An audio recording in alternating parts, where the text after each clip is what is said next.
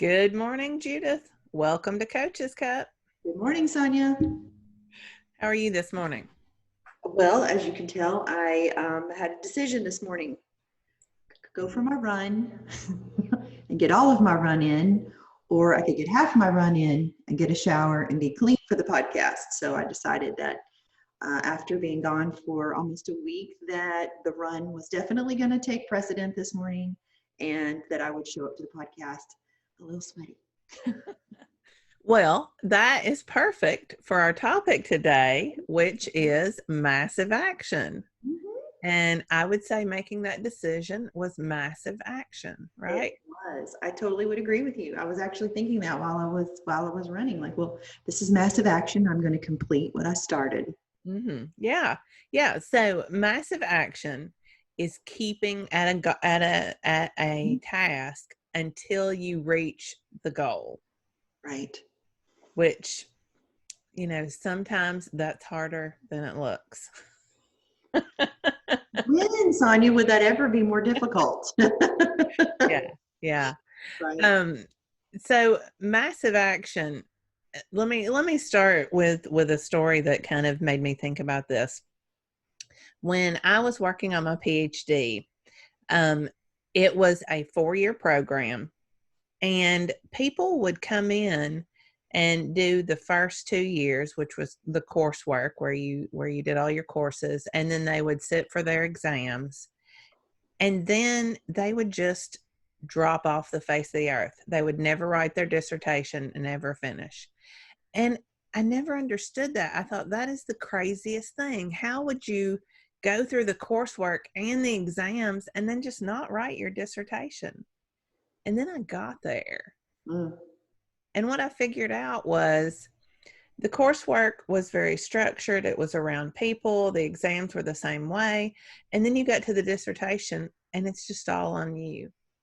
You're writing by yourself, creating this thing, and it's very easy to just disappear, to lose motivation and just, fall off the face of the earth. I can't imagine. And I mean, I didn't. I finished. That was my goal, and I completed the massive action. But I think that's a really good example of how people sometimes they have a goal, but it gets tough, and they're like, it's easier to just kind of disappear. Yeah. So, Sonya, what was your PhD on? I'm sorry, let's just get ready to go down a bunny trail here. I don't even know. What was it on? Mm-hmm. It was on multimodal composition assessment. So it's a real page turner, let me tell you. Multimodal? Modal? Yes. It's writing in or creating in multiple modes. So Okay. not just typing a paper, but maybe having images and I'm like, video or audio. okay. Yeah. For the things we consume on a daily basis. Okay, that makes more sense to me. Modal. Learning a lot here. Yeah. Right. So for me, I could think of, the massive action I did this morning, like, well, with my run, like completing the task. I could have, seen the obstacle of, being clean or not getting my run in, but I made the decision to keep going and to complete the goal. Or we could think about it in terms of weight loss. I've had a lot of success losing 80 pounds and using the massive action of always moving forward. And we briefly talked about Todd Herman uses the wow versus ow mindset. Mm-hmm. And so the wow mindset would be someone like, okay, he uses the example of learning to ride a bike. Someone who's learning to ride a bike with a wow mindset would be excited about learning to ride the bike, and they would see falling off the bike as an opportunity to learn and a challenge and not an obstacle, knowing that when they first got on the bike they did not know how to ride the bike.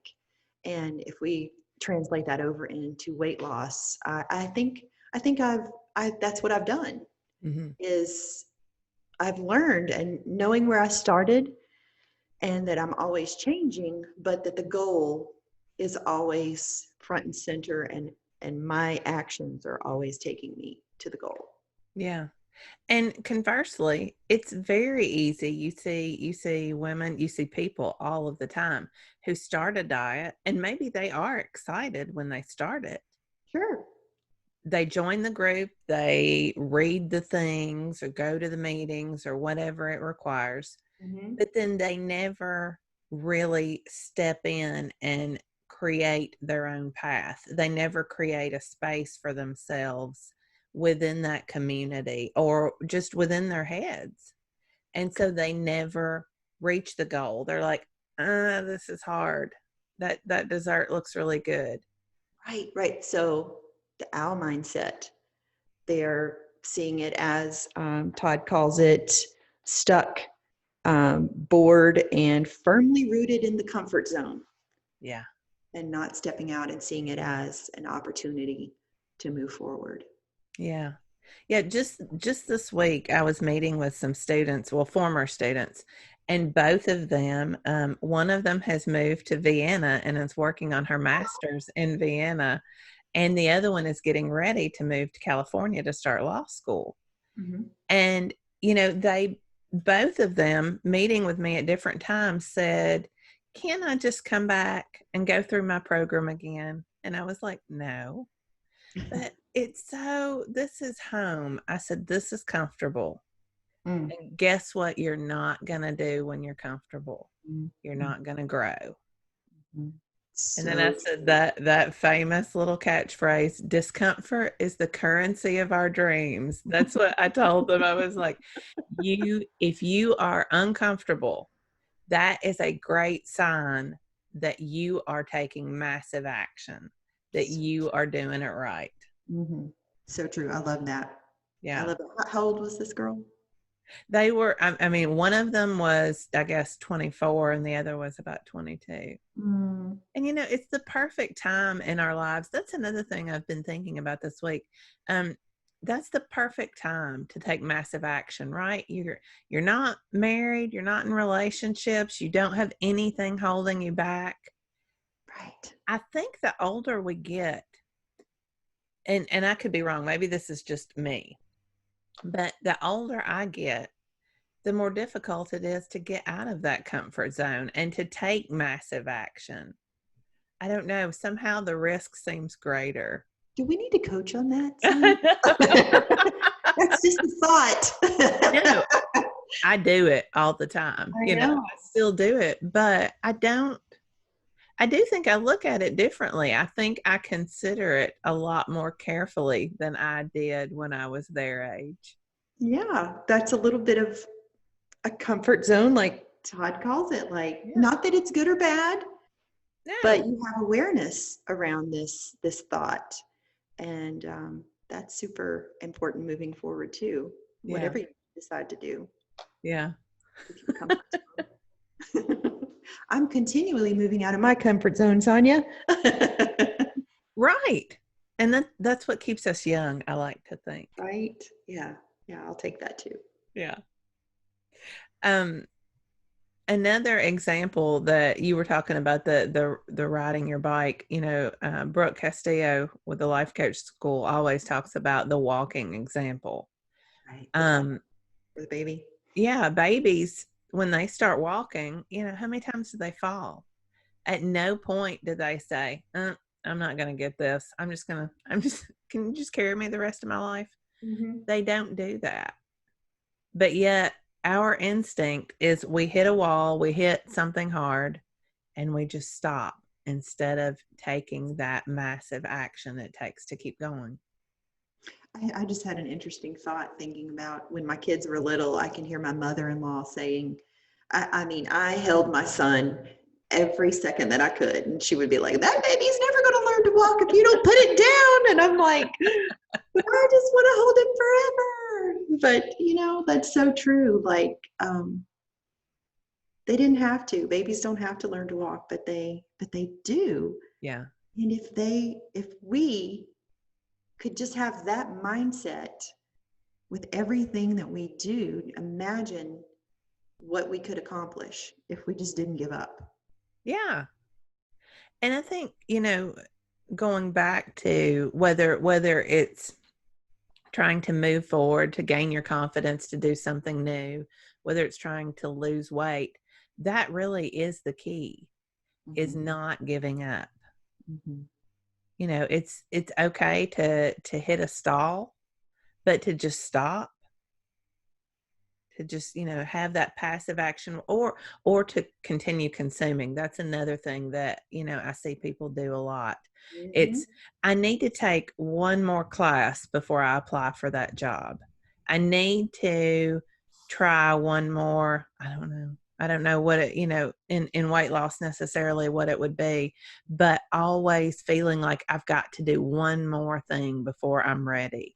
Even with this podcast, I mean, Sonya, I don't know if I've talked about this, y'all forgive me, but I felt like I put you off forever. I was like, okay, yeah, thinking in my mind, like, okay, I need one more class. I need to do this. Okay, I'm gonna have to take notes. I'm gonna need to know all these things. I can't do a podcast. Yeah. What are we on, week 6? I think so. Look at us go. And, I was thinking of the podcast too. I was not putting the blame on you, because I would say, let's do this podcast. And you would be like, well, we need to take this class. And I'm like, yes, we do need to take this class. I didn't say, no, let's just do it. I didn't do that. Look at us, not one class. And here we are. I hope that is the example we want it to be. Should have taken that class. No, we're going for Not too late. But it's very easy for us to continue to consume. In fact, I was thinking about, we talked about this example earlier. There was a study a couple of years ago that looked at women in C-suite positions, CEOs, CFOs. Oh, I was like, what's that? Yeah. And women felt like they had to be 100% qualified for the job before they would apply. Men, on the other hand, felt that they had to be 70% qualified for the job before they would apply. And, if you look at the percentages of C-suite jobs, most of them are held by men who thought that they met fewer qualifications, and yet they did it anyway. They took massive action when women, less sure of themselves, were sitting back and taking passive action and saying, oh, I need to do something to meet this qualification. I need to do something to meet that qualification. Meanwhile, the men are just getting it.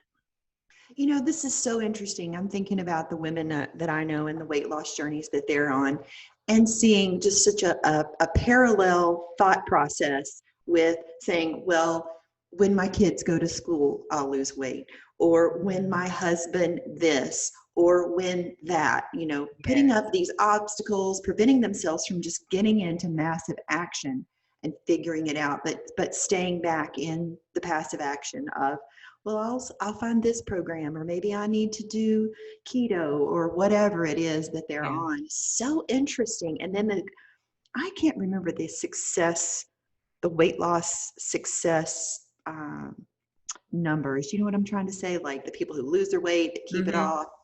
But just super interesting that relating that 100% of the women will not do it unless they're 100% sure. Yeah. Huh. We need to throw that off. We need to work on those statistics. For sure. Like we just got to be going for it. Yeah. I know people who do that. I've done that. It's just not quite right yet. That's the easy place to be. Passive action is the easy place. It's that comfortable place to be. Comfortable. Yeah. So I guess the lesson I want everybody to take away from this today is, if you're uncomfortable, you're doing it right. Create a space where you haven't done something before, but you believe in yourself enough to do it anyway, and to fail. Give yourself enough space to fail, because that's where we're going to learn, in that space between success and where we are now. we're going to fail in order to learn. That's what's going to move us forward. And we can totally translate that into weight loss. You know, when you are not having the success that you think you should have, realizing that you haven't learned what you need to learn yet to get through this part of your journey.